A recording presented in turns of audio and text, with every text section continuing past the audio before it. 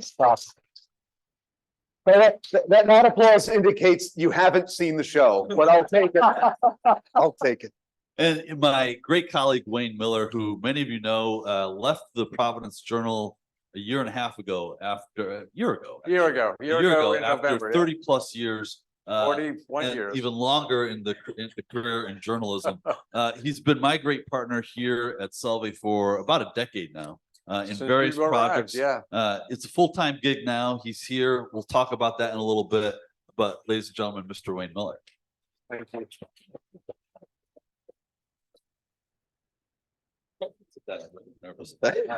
So I think we all saw with horror the events that took place in Israel this past week, the murderous assault by Hamas on innocent Israelis. I would like us all just to take a moment now, just for a moment of silence for all of the victims of that attack and for all the innocents who find themselves in harm's way as these weeks progress.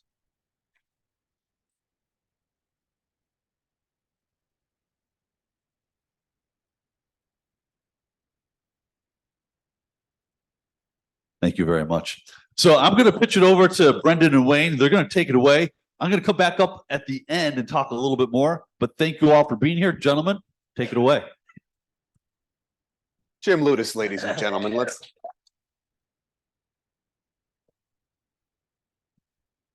All right, before we begin, Yeah. I think, because we're going to get into it here, I think everyone, we should get on the same page. How about a round of applause for the wine and cheese that we're going to have later on? This is really.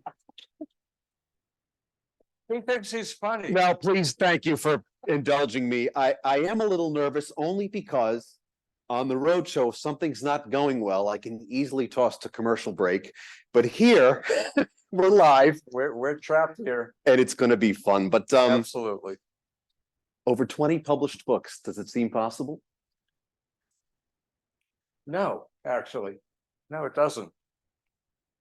I look back and one of my children is here and she can relate to this. I began writing when they were young kids. And so I started a whole new routine. I just got up super, super early so that I could do my writing and be ready for when the children woke up and time to get off to school and all of that. So, but no, it doesn't.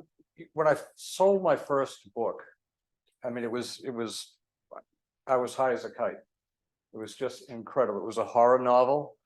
It was sold to an editor who had edited Stephen King, which was like, oh my goodness, you got to be kidding me. And that was, there was nothing like that first sale. And you know something about that because did you bring your book out? I did. He made me bring this up here. I did not make you. I asked you. Yeah. You've got two authors on the stage here. Seinfeld, the official cookbook, co-authored by yours truly and my good friend Julie Tremaine. Really, I know. It's exciting, isn't it? You have to get it. It's a lot of fun. But you know, it's funny you say it doesn't seem possible because I love writing on all levels, whether it's television writing, newspaper writing, however people are getting their message out there. And one of my favorite comedy writers, Bill Shaft, for years wrote jokes for Letterman. He's written for everybody. He breaks it down easily. He says quite simply, writers write. That's what writers do. That's what you do. Yeah, exactly. You could call it an obsession, a compulsion, certainly more than a hobby. I began writing when I was in grammar school. Short fiction stories. I was doing this entirely on my own. And this goes back to about third grade. And I would just scribble a few little notes. And one of the stories I remember, I don't remember all the details. I wish I had a copy of it. It was about fish or creatures that lived under the sea and could talk to each other. And that went back to the third grade. And again, I was doing this on my own. It wasn't a class assignment. And there was something just rewarding about it from that very, very early age. Both of my parents were big readers. I think that was very important. They were also big readers of newspapers back in the day when you got your morning paper and you got your actually they were both afternoon papers. I grew up in Wakefield, Mass, a suburb of Boston, and the daily hometown paper was the Wakefield Daily Item. I don't even know if it's still around.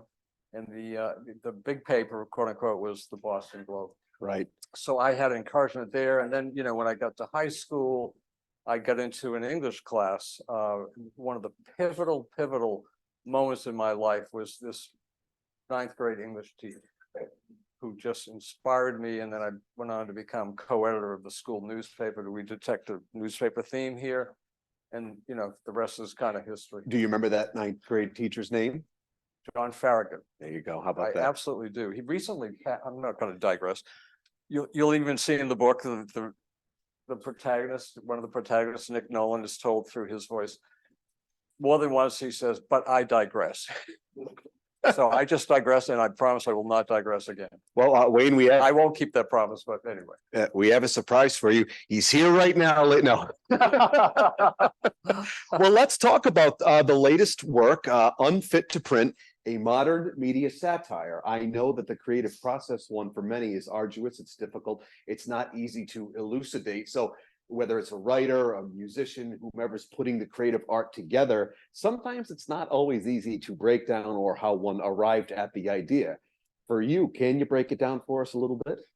I began a rough draft of this some number of years ago, actually. And it went into the old writer's trunk, the proverbial writer's trunk. And I pulled it out about 2 years ago because I was seeing what was happening in the media, to legacy newspapers, many newspapers, including my own at that time, Providence Journal. So I pulled it out, and there was something there that I had even years ago seen.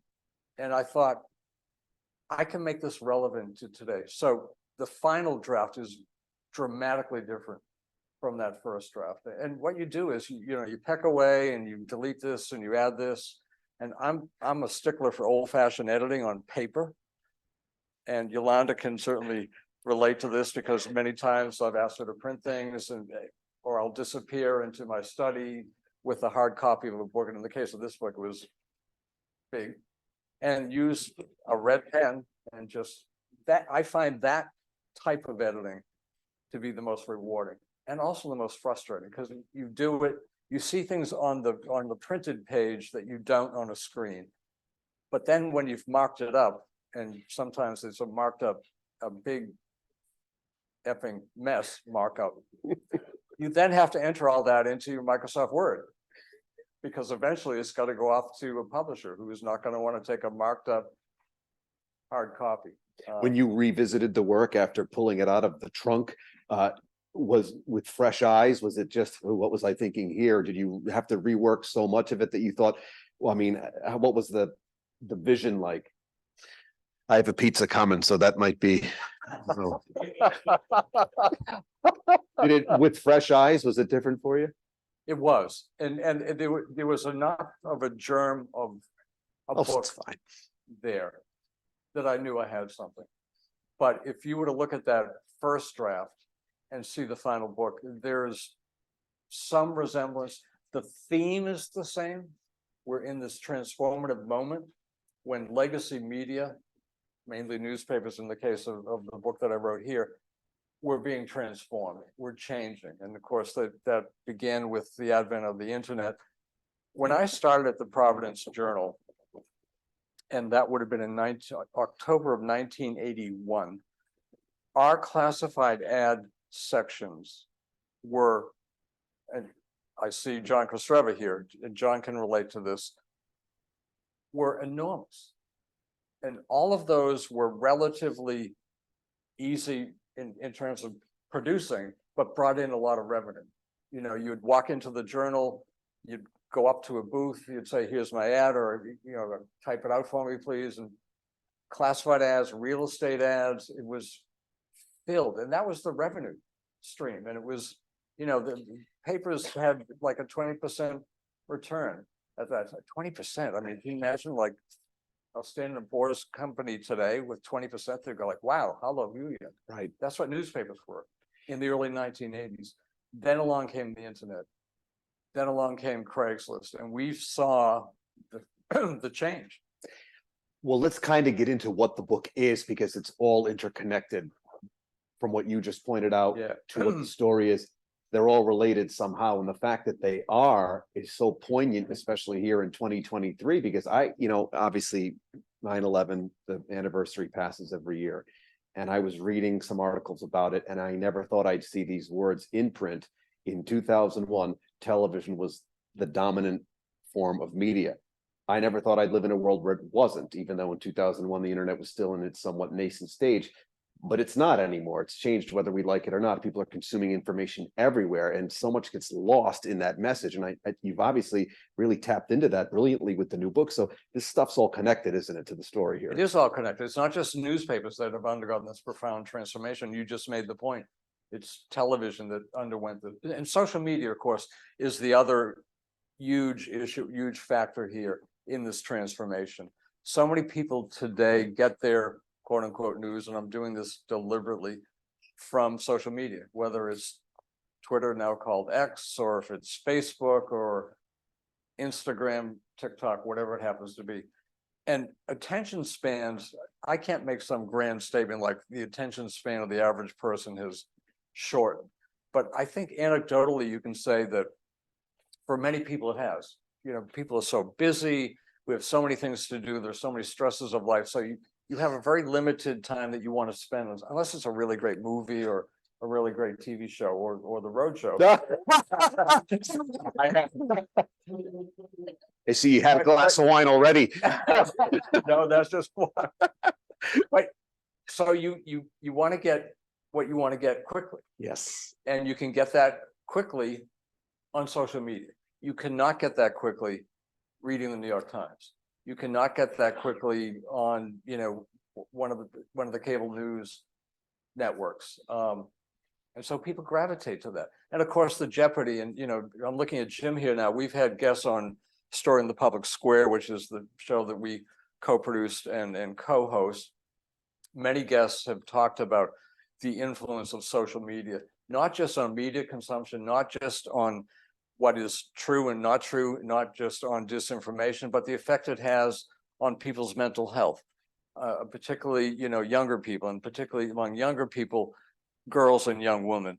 So huge change. And, We have a new. Who could have predicted? Well, that's And what the other thing. It's like I look back to when I started in journalism, which was in 1978. I started at a paper in North Adams, Massachusetts, the North Adams Transcript. Gone, long gone. It was family owned at the time. It is totally gone. I went from there to the Cape Cod Times, which was an independent, it was part of a very small chain, but it was an independent newspaper. It had a robust staff and worked there for a couple of years. Now it's owned by an out-of-town chain, and it's really a ghost of its former self. Then I went to the Journal, and the same thing happened. You know, I lived through years of sales to out-of-town owners, to other people, witnessed layoffs, people, you know, people I'd worked with for years, decades in some cases. They got the call to visit HR, and you're gone. Sad. But again, reacting to larger changes than simply a newspaper or even a newspaper chain or a television station or whatever. Well, how can you access the audience? How can you be in front of the right eyeballs? I think that is something that will always be relevant and germane to the entertainment world or the news world, however someone's trying to get a piece of information out there. And that kind of leads to what this book is all about in some sense. Yeah, absolutely. It's set in Boston. The Boston Daily Tribune started in 1823, published every day since then. But like, it's a fictitious newspaper, obviously, but like other newspapers across the country, it's gone through what I just described. Layoffs, staff have been let go, and now people are just petrified that they're going to be next. Job security has become so important, and you don't have job security in that scenario. So the remaining staff is summoned to the auditorium on this particular day. And this is, most of it is set in 2022, which was sort of the tail end of the pandemic. They're summoned because the paper has been sold to an out-of-town chain called Super Good Media. Super Good Media. And the mantra, the slogan of SGM is good news rules. And the chairman, who's zoomed in from the headquarters down in Orlando, Florida, and if you make the connection between Orlando, super good media headquarters, and what else is in Orlando, you can see where I was going with that. There on his desk is a sign, good news rules. If it bleeds, it leaves. They've thrown that out. The new mantra is if it's light, it's right. And so staff is instructed to write only good stories. We don't want any messy politics. We don't want anything about ferries trying to cross the Mediterranean loaded with immigrants that sink. If we do, we'll play it, really tiny wire, 1/2 a paragraph or whatever, very deep inside. Reporters, writers are not to have any personal opinions, except really good, happy opinions. We want to have your happy opinions. I love the rhyming. I had no idea you were inspired by Dr. Seuss.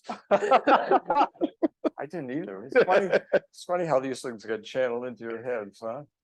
Did you find yourself, Wayne, drawing from, I mean, I would think you have to, but I don't know, from your own personal experiences within media? I mean, you lived it, you've been through it. I would think it would be difficult not to. Yeah, I mean, the core of the book, absolutely. This light sort of frivolous stuff that I'm talking about, that was made up out of whole cloth. I mean, that just came to me over a period of time. What also came to me over a period, so it's set in Boston, and the protagonist, one of the protagonists, Nick Nolan, I mentioned, he's the one who basically tells the story. He gets this amazing scoop. In a suburb of Boston, Middleton, there's actually Middleton, a woman claims that the Virgin Mary is speaking to her 8-year-old comatose daughter. And not only is speaking to her, the mother can hear, and Mary is promising miracles. So Nick Nolan, who's this washed up guy who's sure he's going to be the next person to lose his job, he gets the exclusive. And you can imagine what happens with his numbers. It's all run by the nose. And this is really good news. People cured of cancer. So claiming to be cured of cancer, and maybe they were. You'll have to read the book to find out.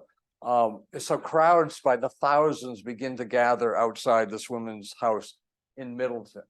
And Nick Nolan, he gets a multi-million-dollar movie deal. He becomes an international celebrity, and he basically sells his soul. Sort of a pun. I didn't realize it until I just said it. And in the denouement, and again, I don't want to give away the ending. Oh, go ahead. Why not? Go ahead. No.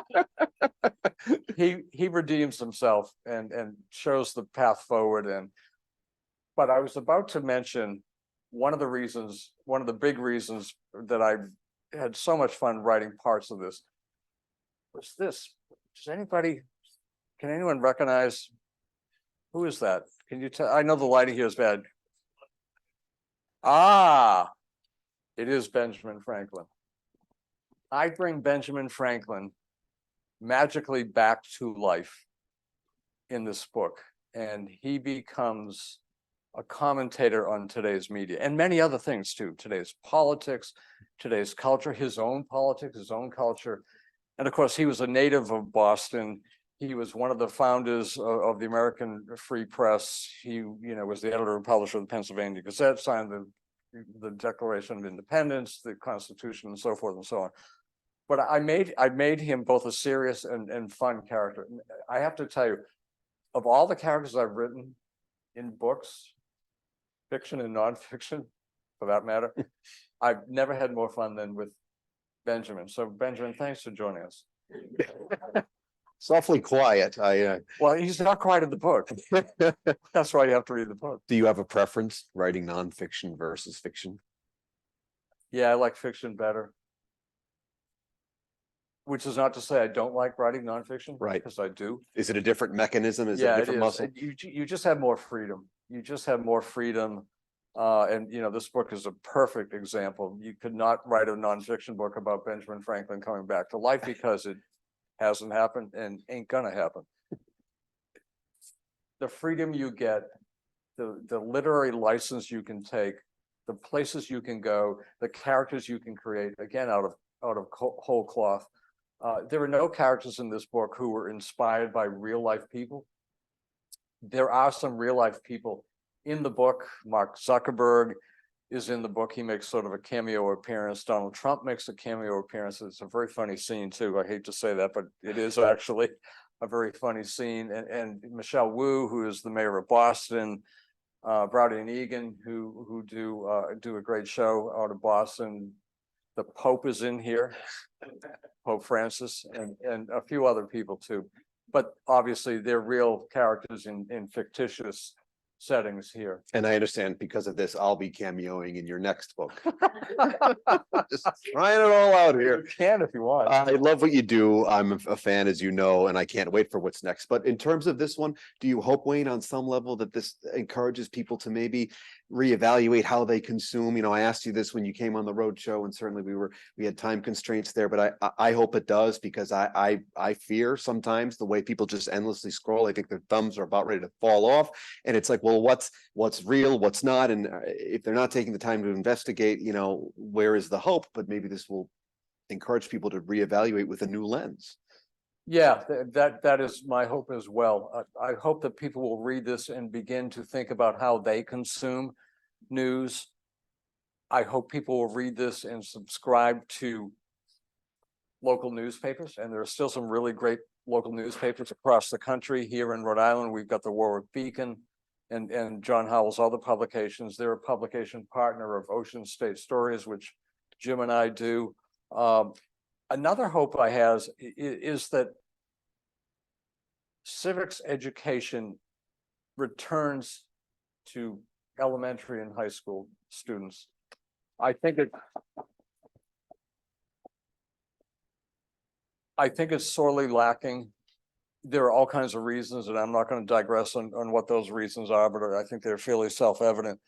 But young people have to begin to learn at an early age about news and news consumption and disinformation and misinformation and many, many other things that are not always taught or not always taught well in our schools. And that varies by state, by region, by city, and whatever. But that is a fervent hope that I mean, who knows when it will happen, but and we talk about this, we have talked about this on air in Story in the Public Square as well. So it's a big theme in what I'm doing and what we're doing down here at the Pell Center with Ocean State Stories. And speaking of that, that's it's not so new anymore, but I guess we can still call it new because it's not quite a year old. It's a nonprofit media outlet right out of Salve Regina's Pell Center right here. Our offices are upstairs. We publish every week and have since February 7th. We offer all of our content to our print partners for free.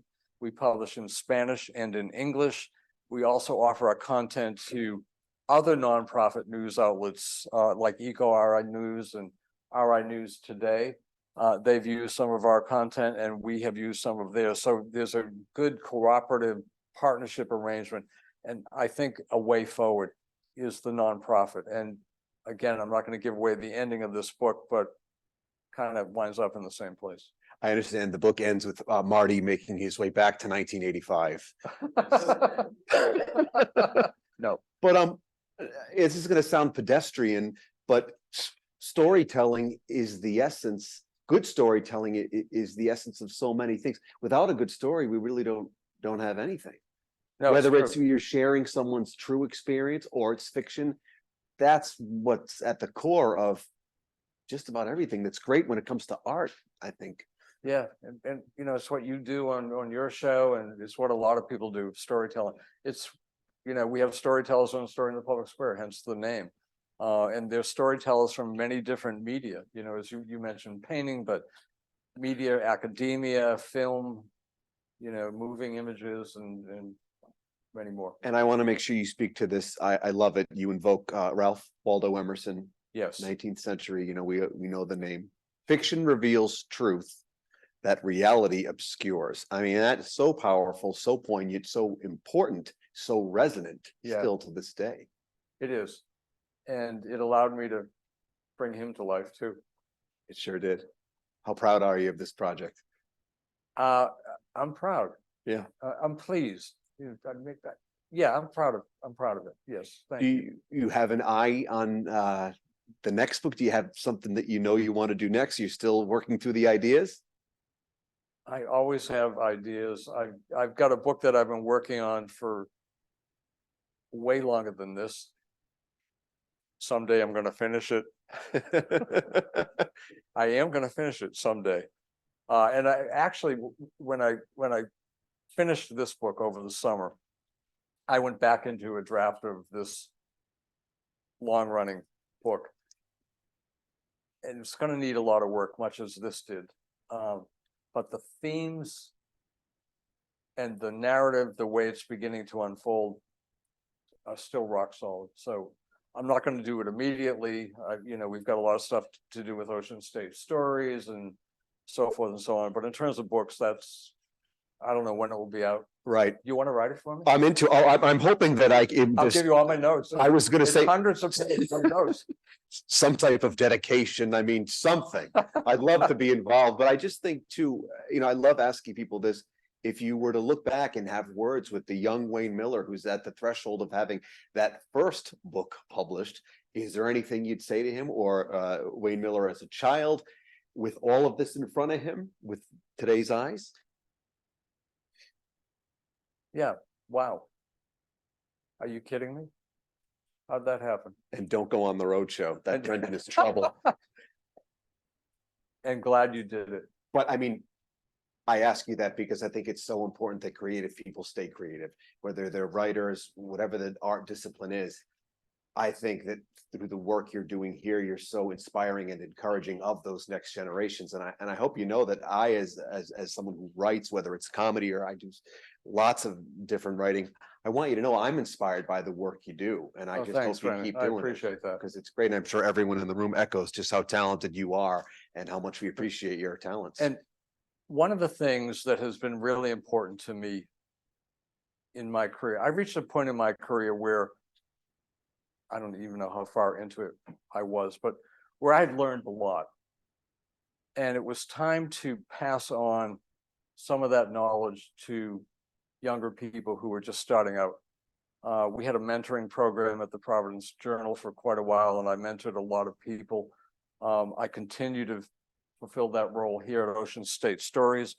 We have established freelance writers who don't need any mentoring, but we also use some student freelance writers, including one from Salve, a couple from the University of Rhode Island, one from Rhode Island College, and we're probably going to be getting one from Brown as well. And I work with them and find that so important to impart what I can, to encourage, to gently critique where needed, to guide, to open up to these people the world of connections I've made. And look, it's a small state, and if you've been in media here for 40 whatever years, you kind of know everyone at this point. And you know what I mean? And so I can make those connections that they themselves, I'm a student, I'm a junior at University of Rhode Island, I'm writing about forever chemicals. Can you give me a quote? Who, what? Huh? So, and that's payback. Again, the first job I had never taken a journalism course, obviously hadn't majored in it. Somebody took a chance on me and hired me, Rod Doherty, the great legendary New England newspaper editor, Rod Doherty, who's a city editor of the North Adams Transcript, and then other people along the way.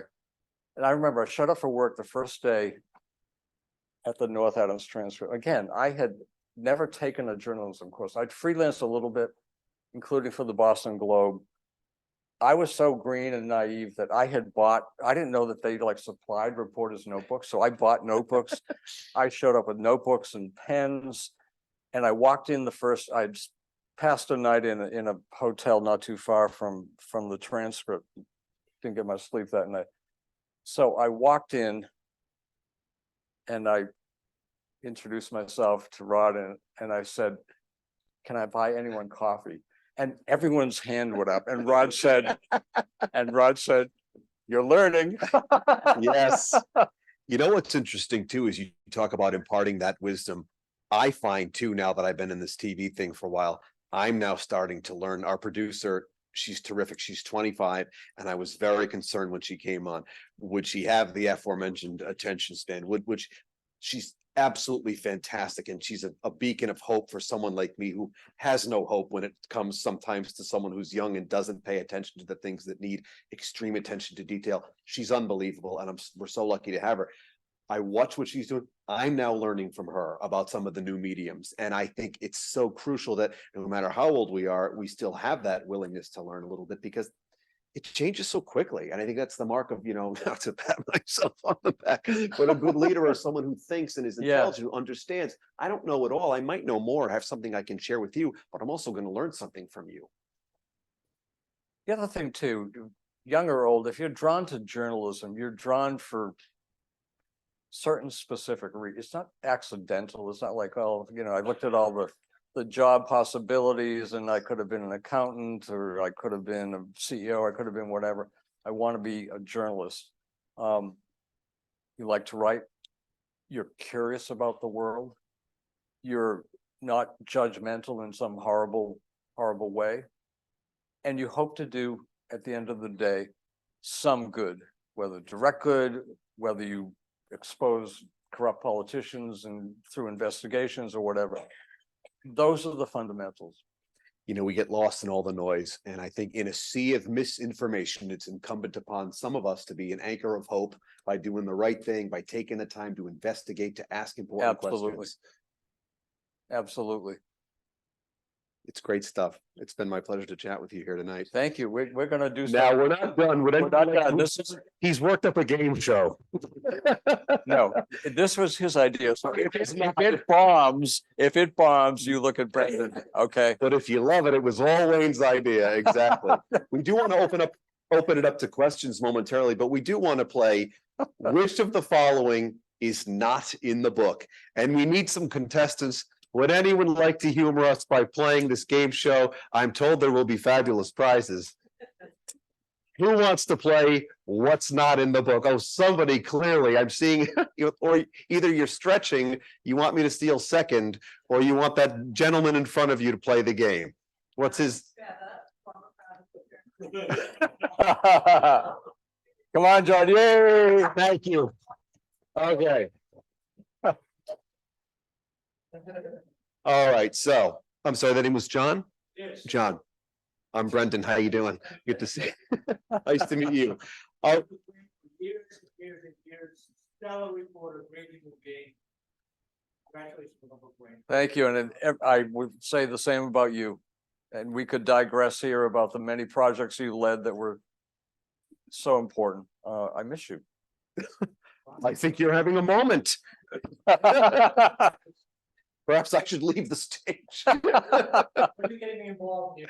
Oh, you're gonna like it. Which of the following is not in the book? All right, I'm going to not in the book. I'm going to give you 3 bullet points, and you tell us which one of these not in the book. Not in the book. Paul Peters is Super Good Media's CFO. Which of the following is true? CFO stands for Chief Financial Officer. CFO stands for Chief Fun Officer. CFO stands for Champion for Oprah. Not in the book.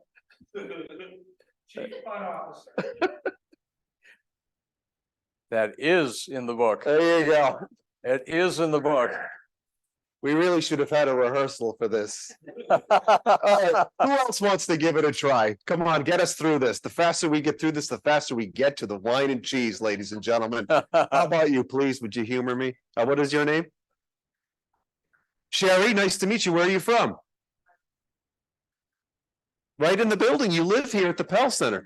All right, Sherry. Benjamin Franklin, one of the fathers of the American press, appears repeatedly in Unfit to Print. Now, I will rephrase this, and I'm sorry, John. Which of the following of these 3 is true, Sherry? Franklin has only praise for the modern media. Franklin has a scathing critique of Happy Wear, SGM's new software. Or Franklin urges Nick Nolan to purchase the official Seinfeld cookbook.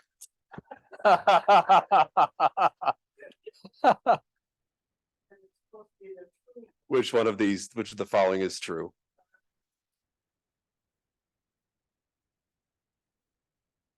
Where are we again? You know what, Jerry? Oh, no, Sure, that's No. correct. We're gonna accept that. no. Lastly, here, and not a minute too soon. Anyone? Come on, Charlie. Oh, he's a cheater, that's all right. Hand up over here. Oh, okay, and your name? Kate, I think you know her. I do. All right, Kate. David Chamberlain is Super Good Media's CEO. Which of the following is true? Chamberlain is a friend of Joe Biden. Chamberlain is a friend of Ron DeSantis. Chamberlain is a friend of Mark Zuckerberg, whom he met at a Scientology mixer in the late 70s.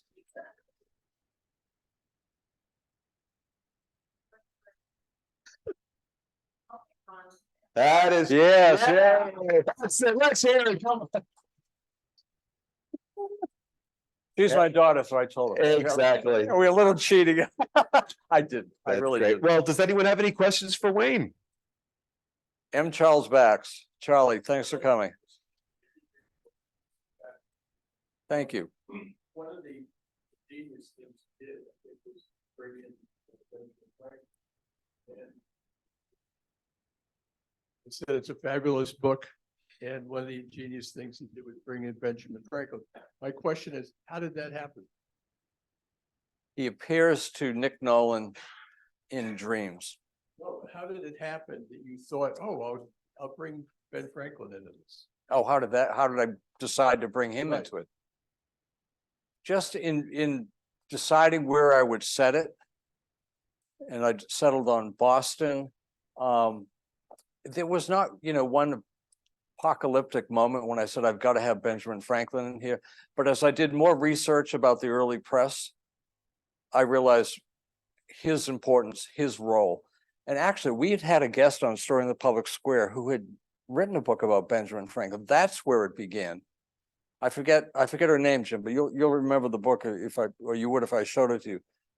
I became fascinated by Benjamin Franklin reading that book. I mean, I knew, what you learn in high school or whatever, but reading that book, everything he had done, things he had not done, things he had done right, I was just so impressed with him as a character.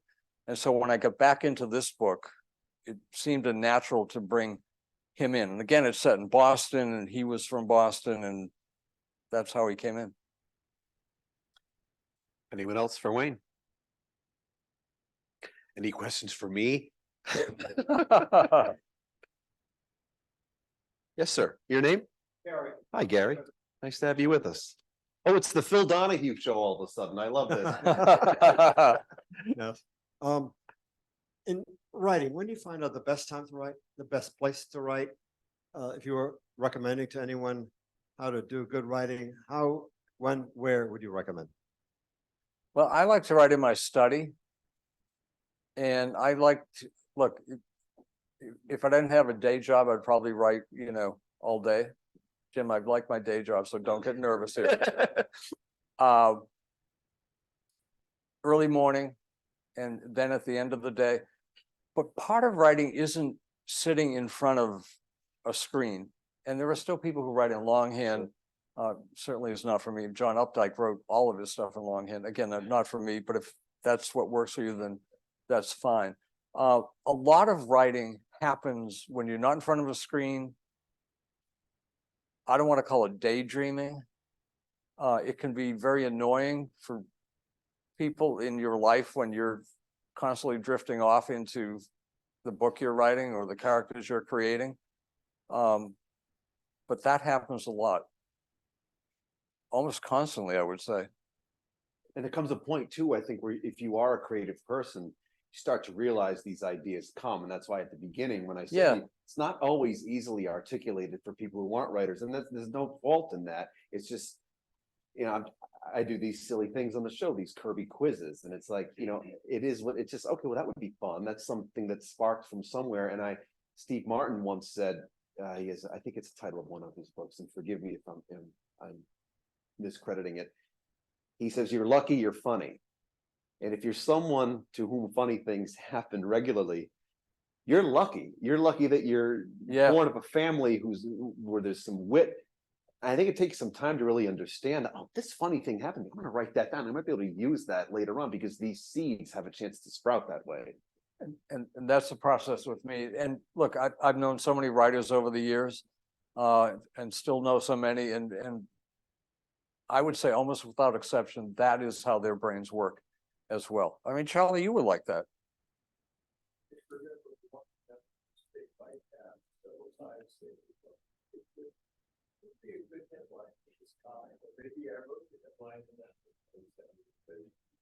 Exactly. And John, you probably can relate to that as well. You know, we were lucky. We worked at the Providence Journal when some of the great journalists still in journalism were on the staff there. And that's such a great question because it's for someone who doesn't write regularly, you know, there's no right or wrong answer for that. Oh, hang on, here comes the microphone. Hi, what's your name? My name is Susan, Hi, Susan. and I'm from Tiverton. I do drive across the Satire River Bridge. Great to have you here. And my question is, how do you deal with rejection? All of a sudden, this became about my dating life. I love it. You just move on. So next, no. You've learned to take it. There's going to be a caveat here. You learn to take it not so personally. You know, if you've had a long career in writing as I have, the rejection has been, you know, a constant in some ways. I don't like this draft, an editor will say. And so you try to move beyond, you know, the ego that might be involved, or, oh my goodness, this person doesn't like me, they don't like my story, that kind of stuff, to, okay, just listen, you know, put that aside, put the sort of emotional reaction. I mean, nobody likes rejection, whether it's writing or whatever. So, you know, people don't get up in the morning and say, oh, I can't wait to be rejected again. But you put that aside and you try to see the truth of what that person is saying. And the best editors I've had were like that. And most of them had a pretty soft touch, I would say. Not all of them. I can. Oh, name the names. Come on. I'm thinking of someone who's been a dear friend of mine forever. Anyway, I can't go on because then it will be clear who I'm talking about. Wasn't necessarily so kind in that regard. But even with that person who could basically say, you know, this really sucks, you can do better than that, I would, and then he would go on to say how you could do better than that. I'll give you another story too. John Karp, who bought my first nonfiction book. He was briefly a staff writer at the Providence Journal back in the mid-1980s. Then he left to go to the Miami Herald. Then he got hired at Random House as a junior editorial assistant. First book he ever bought was my first nonfiction book. I don't know if that name rings a bell, Jonathan Karp. Does that name ring a bell with anyone? Anyway, John Karp doesn't, well, it does with you. He's now the chairman and CEO of Simon & Schuster, and we've remained good friends ever since. He's bought other books of mine and whatever. When I was writing Toy Wars, he wrote me, I still have this, and I should go back and read it because it really was a masterpiece of how you do this. You get past the rejection. He wrote a letter. It was a very long letter, and this again goes back many years. It would have been an email today probably, where he basically said, and I'm totally summarizing here, you have so much great material here. The characters are just wonderful, but you have failed. You have not done A, B, C, or D. You have not done this, that, and the other thing. And you should, and you can, and get to it. Again, a summary of memory going back many years. Now I am definitely going to pull this out of the file and read it again.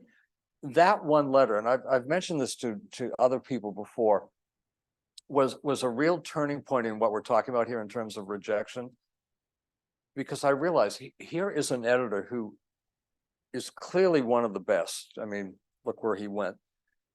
one of the best editors that I've ever had that there is in book publishing anywhere. He's so smart. He knows what he's talking about.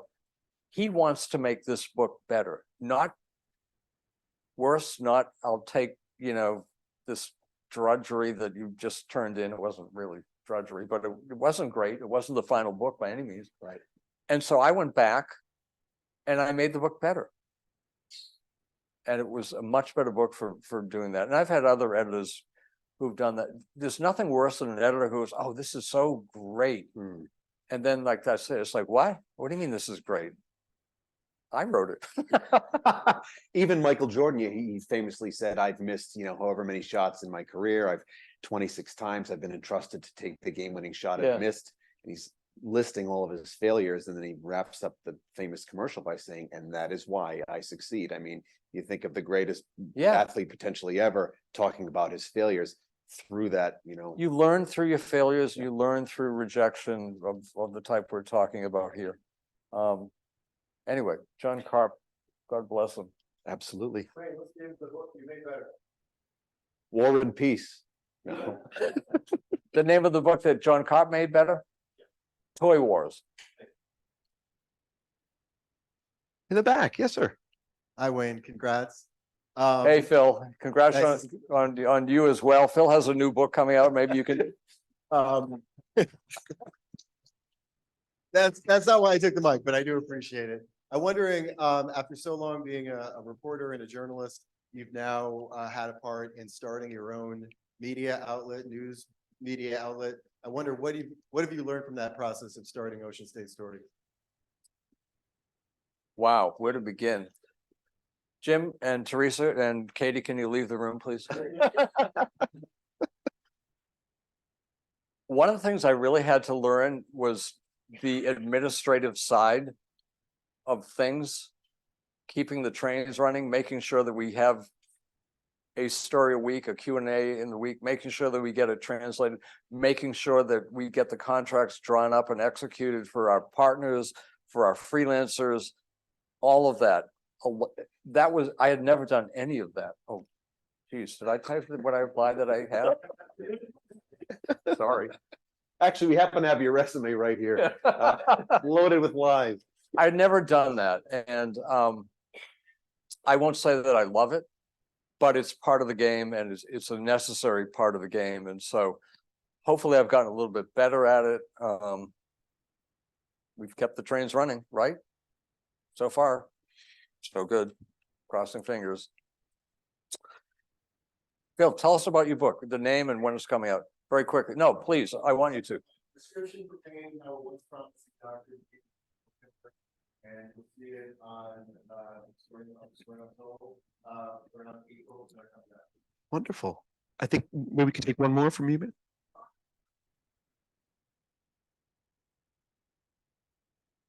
Credibility in the media. Can you be more specific? You mean credibility of journalists or?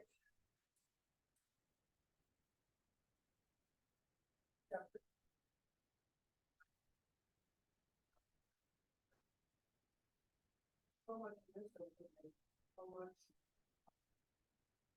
I mean, lies and not lies and truth, and I want to believe in the New York Times.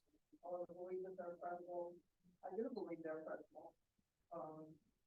There are other things I don't think are credible, but Well, I think you need to look at the news outlet and who is reporting the news or presenting the news if in the case of broadcast journalism. And you cite the New York Times, and the New York Times certainly has many opinion columnists and whatever. There is no more authoritative news outlet in the world, which is why their circulation continues to grow. Unlike the Washington Post, I don't know if you saw that, it announced just today they're laying off 240 people, which is very sad. The New York Times is the planet's authoritative place for news. Do they get things wrong sometimes? Of course. I mean, they're humans. And A.G. Salzberger, the publisher, he also was a reporter at the Journal for a short while. So small world. But anyway, New York Times, I could go on at length, but Jim is.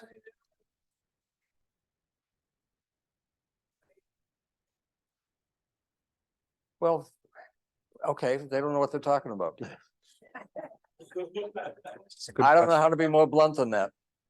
I just want to say in summation, do we have, in summation, I just want to thank you so much for affording me this opportunity. Oh, I really, it was your idea when you came up with it, it was like, yes. I said I would be more than delighted and honored to do this. Oh, So thanks for doing it. thank you This for was a lot of trusting- fun and entrusting me with this because I take it seriously and I really believe in Thank the you, work Brent. that you do. And most importantly, thank you to all of you for coming. It's not really fun talking in an empty room. This is really great.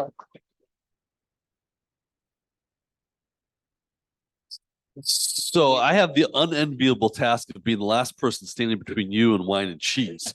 So I'm going to be very brief. On the first case, I want everybody to know that there is a copy of Unfit to Print available for all of you free of charge, thanks to a generous donation in the room behind you. So there's a book for everybody. So please enjoy. I also want to do a quick plug. So you heard a little bit about Ocean State Stories tonight. Ocean State Stories is an effort to preserve long-form journalism in the state of Rhode Island. I don't think I need to elaborate for this audience what has happened to journalism in the state over the last decade plus, but it is a shadow of its former self. With Ocean State Stories, we're trying to preserve the kind of storytelling that moves the needle on important issues. It is a labor of love. It is important to the civic lifeblood of the state, and it is a thrill for us to host that here at Salve Regina University. That said, it does not happen out of thin air. It requires resources. We have had a generous $20,000 challenge grant that we are closing in on. You all are here because you love G. Wayne Miller. You all are here because you care about journalism. You are all here because you care about truth in the public space. If you believe in those things, if you think they're valuable, you think that's something that we ought to support, I would invite you to scan the QR code on the bottom of tonight's program. Make any donation you can to support Ocean State Stories. We are so close to that $20,000 goal. And if we get that, it doubles the money that you donate. So I would invite you to do that. And if you've got questions, talk to me, talk to Wayne, talk to my great colleague, Michael Semenza in the back. But thank you all for being here. Wine, cheese, and books await. Congratulations, Wayne. thanks, Tim.